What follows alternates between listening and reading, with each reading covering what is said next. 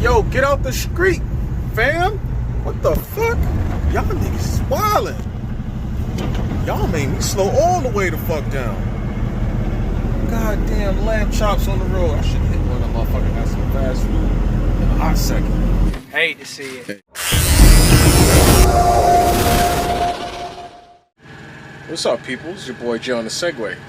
Today's video, we're gonna ride the Nami Burn E. This is not the Burn E Max 2, which is the the latest iteration of the Nami brand, I guess you could say, for now, until the rest of the models start showing up. But we're gonna take this on the 20 Mule Team Road in Death Valley, California, sorry. So this is just a watch video. I'm gonna ride, I'm gonna get you some aerial footage, so come with me, man. Let's go.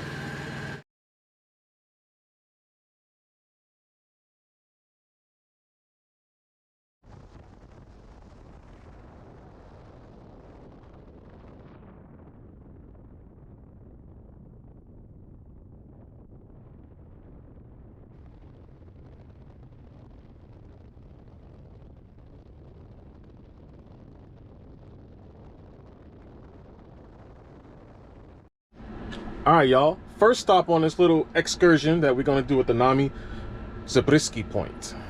Let's go. Let me show you guys what that look like. All right, people. So right here at this little spot, we got the Zabriskie Point is what it's called. Now, some of the quick facts, real quick. You got the location, of course, of it's in Death Valley National Park in California. Its significance to Death Valley is basically a must-see highlight. So as you're driving through Death Valley on the main road, coming from the east side, driving west, you're gonna see this thing here, Zabriskie Point. You're gonna see that parking lot we just drove past. Basically, Zabriskie Point is an iconic Death Valley vista and a favorite location for viewing sunrises and sunsets. As we go up this little steep hill, and it's pretty steep, the Nami conquered that thing like a boss. Oh, like no problem. Rear motor was making a little bit of noise though. I don't know what's up with that. But anyways, the spectacular views from Zabriskie Point you guys about to see here in a little bit when I make it to the top are some of the most photographed in Death Valley National Park, named in honor of Christian Zabriskie, a prominent figure in the heyday of the Pacific Coast Borax Company. Alright, Zabriskie Point affords an elevated vista from which to marvel at the badlands below. When we get to the top, we're going to look at some badlands. These yellow and brown strip hills have been shaped by the powerful force of water, and even during dry times, the path carved by this water is unmistakable. So gazing beyond the badlands, views of the salt flats covering the floor of Death Valley are visible in the distance, with the hulk of the Panamint Mountains towering above. The most pronounced feature view from the Zabriskie Point is mainly Beacon. Okay, this jutting high point rises to an elevation of 823 feet and bears the name of one of the first 49ers, which is Gold Rush pioneers, to visit the area. Manly Beacon is especially magnificent when viewed at sunrise or sunset. Look at that view, y'all. Damn, it's beautiful. 15-mile drive east on Highway 190 from Furnace Creek Visitor Center will bring you to the parking area for this not-to-be-missed viewpoint. And like I told you guys, it's about a quarter-mile walk uphill on a paved trail you guys saw when I was riding with the Nami. And those interested in hiking out there, you see out there in the views, there's actual hiking trails. Like you see that right there in the middle. They got that little, like I guess you could say where the water carved its way through. A lot of trails out there. So hiking distances vary depending on the route you choose. Longer hikes can include Gower Gulch, Golden Canyon, and Red Cathedral. So if you guys are in Death Valley, you see that Zabriskie Point, get out there, you know. Now right now we're riding towards the 20 Mule Team Road, and on our way there, I guess I'll go on to mention to you guys, when you guys come to Death Valley, if you ever come to Death Valley in California, it's about 180 something miles west of Las Vegas. You definitely want to make sure you're hydrated. You want to hydrate before you even come to the area, so your body is already hydrated with water, because the air here is just so dry. It's a lot more forgiving because it's a little bit cooler. Anywhere between November, anywhere between November and January, maybe February. We could throw February in the mix. Temperatures are a lot cooler, so a lot more manageable. But anything outside of that, we're talking about from March all the way to, or I'm not even going to say March, I'm going to say April through the beginning of October. This place is hot and it's dry, with July and August being the hottest. You know, we're looking at 120 plus degree days during the daytime, and then cooling down to like 90 something, 100 at night. You could imagine, it's crazy. This place does record some of the hottest temperatures on the planet, and the surface at the lowest points are very close to the Earth's crust, so it's even warmer, and that's down there by the Salt Flats, by Furnace Creek, which is, you know, it's called Furnace Creek for a reason. But make sure you bring a lot of water, okay? Make sure you're very well hydrated and well fed, because if you do break down or anything happens, you may not have cell phone signal. I have Verizon. I have absolutely no signal for about 80 miles, 90 miles of driving through this area. Yeah, it's in a complete dead spot. So that's all I want to tell you guys. All right, it's windy as shit out here. So right now we're at the 20 Mule trail right now. I believe this is the actual trail that they use to transport borax from the Death Valley area to like the Mojave Valley area or something like that. So I'm just going to take you guys along this route with me. It's like 2 point something miles long. I'm going to give you guys some good aerial view, and I'll talk about a little bit about this area and what it means to the United States history. So let's go. So this region and this route was actually all pretty interesting now that we think about it. So when it comes to this route right here, it was with a growing demand for borax, because this route was being used to transport borax with 18 mules and 2 horses. Horses back in the days weren't actually known to be strong enough to pull the type of weight that mules can pull, and mules are actually smarter. And for you people who don't know what mules are basically a mix of a horse and a donkey, and that's kind of what you get. But according to the legend, Coleman local superintendent J.W.S. Perry and a young mule skinner named Ed Stiles, or Stiles, S-T-I-L-E-S, thought of hitching 2 10-mule teams together to form a 100-foot long 20-mule team. The borax load had to be hauled 160 miles up north and out of Death Valley over the steep Panamint Mountains and across the desert to the nearest railroad junction of Mojave. The 20-day round trip started 190 feet below sea level and climbed to an elevation of 2,000 feet before it was over. Horses ain't built for that type of work, you know what I'm saying? But built in Mojave for about $900 each, the wagons designed balanced strength and capacity to carry the heavy load of borax ore. Each wagon was to carry 10 tons, about a tenth of capacity of a modern railroad freight car. But instead of rolling on steel rails over a smooth roadbed, these wagons had to grind through sand and gravel and hold together up and down steep mountain grades. Iron tires 8 inches wide and 1 inch thick encased the 7-foot high rear wheels and 5-foot front wheels.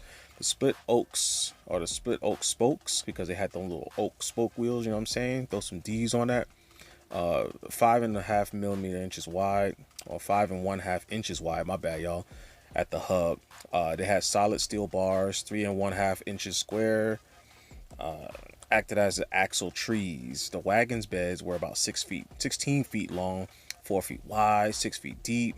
Empty, each wagon was about 7,800 pounds. 2 loaded wagons plus the water tank made a total of 73,000 pounds, or 36.5 tons.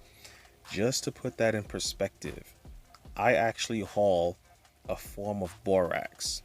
We call it boric acid, right?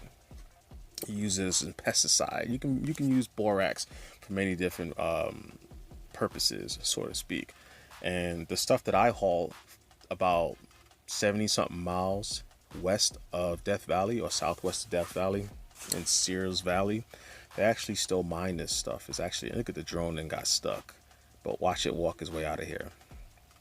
And I haul a full truckload of that stuff. It's about 43,000 pounds of it, right? My semi, with all its glory and everything, with all the boric acid that I'll have in my trailer, my truck is about 3,000 pounds heavier than what those mules. No, it's not more than 3. It's more like 6,000 pounds, because they used to haul 73,200 pounds total. That's the total weight with the product. My truck is usually about 79,000, anywhere between 79.3 and 79.8. So that's a lot of weight for actual animals to be pulling, if you could imagine. So between 1883 and 1889, the 20 mule teams hauled more than 20 million pounds of borax out of the valley. 1883 to 1889. That's 6 years. Within 6 years, they hauled more than 20 million pounds, guys. You know how heavy that is? I think at the rate that I go back and forth to Death Valley with my truck, every week I go out there, right? If I was to do this consistently every single week for 4 years, now let me stop and do the math. I got 12,384,000 pounds. That's how many pounds of product I move within a 6 year time frame if I was to haul my load, which is the 43,000 pounds of product. These cats was moving 20 million pounds in product is what they did in 6 years. That's crazy. That's mad crazy. But that also goes to show you how strong mules are, right? But during this time, not a single animal was lost. That's even more impressive. Nor did a single wagon break down. Talk about doing boss moves. They can doing boss shit, making boss moves. A considerable tribute to the ingenuity of the designers and builders and the stamina of the men and the mules. They did it okay, so moving all these animals around with all this product. You see I'm over here moving my little scooter, and you got people in the van. They got the little, what is that, a Honda Element ahead of me in this part of the video. You know, we could just maneuver ourselves easily, no problem, right? But swinging a team around a curve in a mountain pass tested both driver and team. One mistake could spell death for all. As the team started around a sharp curve, the chain tended to be pulled into a straight line between the lead mules and the wagon. To keep the chain going around the curve and not pull the team straight over the edge, some of the mules were ordered to leap the chain and pull at an angle away from the curve. This stuff's pretty, it's pretty dope, man. It took a lot to actually move this stuff around. But one-way trip from mine to railroad took about 10 days, y'all, across the desert. You don't know about Death Valley, man. This place is called Death Valley for a reason. I mean, just look at what you're looking at right now. For example, this shit right here. Look, this little section of the desert, right? This was only like 2.3 miles or something like that. Just a little over 2 miles. Y'all, my mouth was dry, and I wasn't riding with my mouth open and shit, trying to dry myself out. But the air out here is so dry that, even at 103 degrees, your body it dries out, man. If you come out here during its peak time's going to be July and August. It's 120 plus a day in the middle of the day. They got warning signs out there in different spots telling you, look, anything past 10 a.m., hey, don't do it. Hey, you out here on your own at your own risk, all right? Because if you die and shit, hey, we put warning signs everywhere. You won't get a dead bug splatter on your face. Like, I could ride through here all day long and ain't got to worry about bugs hitting me in the grill piece because there ain't no bugs out there, especially in this time of the year and all the way in through December. I think their wintertime is literally December and January. After January, February, March, it starts getting warmer and warmer gradually until about April, May, where it starts to be in the 90s and the hundreds consistently. Of course, that's going to change, in time because nothing stays the same. But yeah, this place is pretty dope. And there's a lot of history through here. You ride through these places, you take advantage of it. And you don't realize that, man, this place was of significance. Look at the views, y'all. I mean, I don't know if y'all into that type of stuff, but this is fly. That's and right fire. there to the right, you see off to the right, there was another trail. I'm probably going to do that next time and see where that takes me. I'm just not too comfortable with the Nami on street tires like I am right now. But I might go on ahead and take that trail and see where it takes you. Because they got caves out here. They got slot caves. They have gorgeous, not gorgeous, but like gulch. Was it gulch? They got gulches everywhere, y'all. Like everywhere. But right here, we're going to stop. And we're going to take a little picture. And we'll continue on from here. So I enjoyed doing this little ride here. I hope you guys enjoy watching it. I was trying to get the scooter up this little hill, take my little picture. That might be actually the picture I get after I get it up here. It's probably going to be the thumbnail. that was pretty steep in case y'all didn't know. And I'm not the best of scooter riders. I mean, I'm okay, but I usually like to cruise and ride slow. So going up steep hills like that is not really my forte. But from here on out, I'm going to go on and stop talking and let you guys enjoy the rest of the video until we get towards the end. And then I'm going to jump back in and give you guys a little bit of oversight on everything. And yeah, like I said, if you like this type of content, I got all kinds of content for you guys, man. Like I said, if you check out my channel, you look at all the products and things that I actually make videos on. That's just what I do, man. I buy something. If I see there's a demand of some sort, whether it be from forums or on Facebook groups, or, you know, maybe it's a product that I really like. And if I watch reviews on it and I'm not satisfied with the reviews that I see, I may make my own version, and hopefully it brings value to anyone who's watching it. My videos bring value, I guess, to some people because I get DMs and I get some conversation started up, you know, from time to time on things that I make videos on. That's kind of what I like to do. It's what I'm here for. So if you guys have any questions on this scooter, on the drone that I'm using to make this video, the cameras, like anything you can think of that you see in this video or that could pertain to this video, feel free, man. Hit me up. And like I said, I answer the questions back as soon as possible, as thorough as possible. So hopefully I'm not a little too thorough with my responses, but yeah, I had a really good time here, guys. I like making these videos for you guys and for myself. It just kind of brings out the open worldness. You know, life's all about enjoying and just sharing. Like, you know, you guys are supposed to be enjoying this stuff. Like, we in this pandemic, or I guess we're on the back end of it now. You're supposed to be enjoying all this. Like, look at this. This is a blast, man. I am fortunate to use my job to do some of these like type of videos. I have the means to do so and the time sometimes. And I'm gonna do it, man. I'm gonna freaking do it for you guys, for myself, and hopefully you guys like it. But anyways, Jay on the segue. I'm gonna get off the horn, let a little bit of music play, and I see you guys towards the end of the video. Peace.